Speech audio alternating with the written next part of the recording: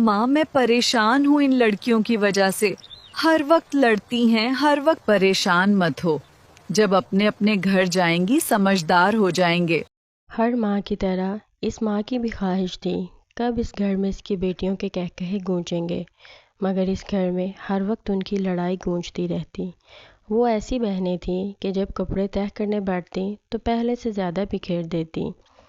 हर बात पे मुकाबलाबाजी, मैंने इतने कर लिए तुम्हारे इतने रह गए, बस इतना सुनना होता कि दूसरी अपने कपड़े तो बिखेरती साथ उसके भी उठाकर फेंक देती।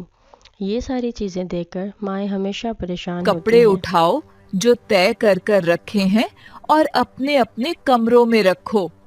अब मुझे लड़ती नजर ना आओ। माँ अक्सर कहा करती, अगले घर जाकर खूब मेरा नाम रोशन करोगी। सही कहेंगे, अच्छी तरबियत की है बेटियों की। कभी हंसकर बैठती ही नहीं, जब देखो लड़ती हैं। झाड़ू लगाने की कोशिश करती तो दूसरी को सुकून से बैठा किताब पढ़ते देखना बड़ा ही मुश्किल हो जाता।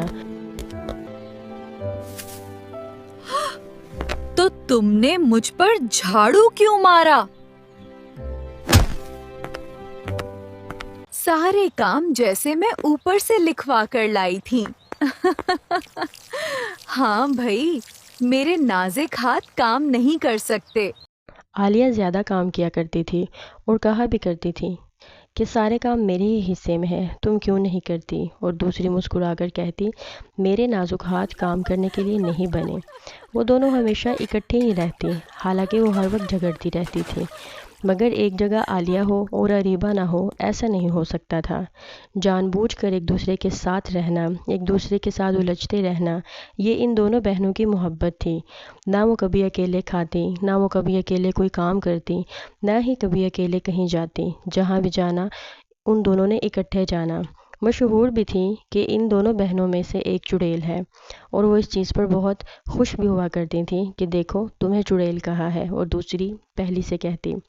ये सारा दिन का काम रहता, इनकी नोक झोंक से घर में एक रौनक लगी रहती, मगर माँ का दिल कमज़ोर होता है और डरा रहता है लोगों के हालात से, माशरे की तेज़ बातों से जो कि तीर की तरह चुभती हैं। हर वक्त परेशान रहती। ये दोनों लड़कियाँ माँ की डांट को पल्ले से बांध लेती और बाप के आने का इंतज़ार करती। जैसे ही बाप घर आता, अब्बू जी, सारे कपड़े जोया ने खराब किए थे और अम्मी हर वक्त मेरे साथ नाराज रहती हैं। क्या तौबा। मुस्कुराता और कहा करता था, तुम दोनों मेरे घर की रौनक और मेरे घर की शहजादियाँ हो। बस फिर देखते ही देखते वो दिन आ गया जो हर लड़की के लिए बहुत अहम होता है, जिसका शिद्दत से इंतज़ार होता है, मगर माँ बाप के दिल डरे होते हैं, सहमे रहते हैं, क्या पता अगले घर इनकी किस्मत कैसी हो।